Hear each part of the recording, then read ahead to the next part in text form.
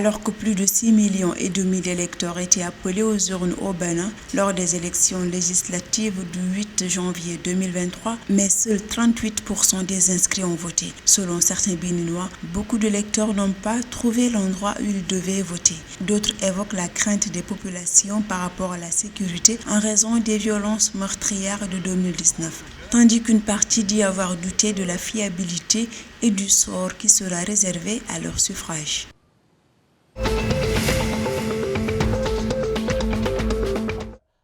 En Mauritanie, l'ancien président Mohamed Ould Abdelaziz fera face au juge le 25 janvier 2023. Il doit être jugé en même temps que d'autres hautes personnalités pour des faits de corruption, de blanchiment d'argent et encore d'enrichissement illicite. Mais les avocats de l'ancien président mauritanien craignent un procès biaisé. Ils dénoncent une cascade de violations de ses droits à tous les niveaux de la procédure car n'ayant pas reçu le dossier alors qu'ils doivent avoir une copie de toutes les pièces et de tous les procès-verbaux, ce qui n'est toujours pas le cas selon eux.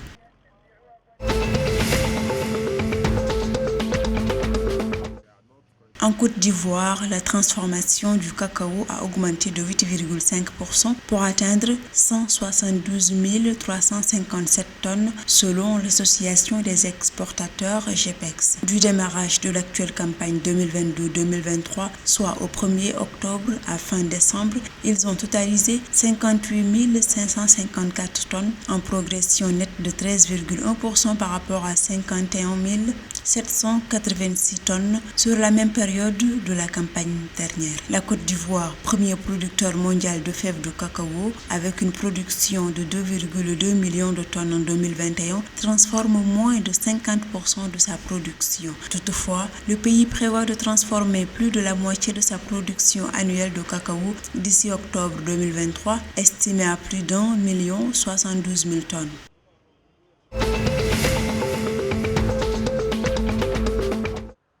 En vue d'assurer la modernisation du secteur agricole au Togo, le président togolais Faure Gnassingbé a remis aux acteurs du secteur agricole du matériel et des équipements pour l'amélioration de la productivité et de leurs conditions de travail. Ceci à l'occasion de l'acte 1 du premier forum des producteurs agricoles du Togo qui s'est tenu du 11 au 14 janvier 2023 dans la région des Savanes. Ce forum vise notamment à associer les acteurs agricoles à la mise en œuvre des projets de transformation structurelle du secteur au Togo.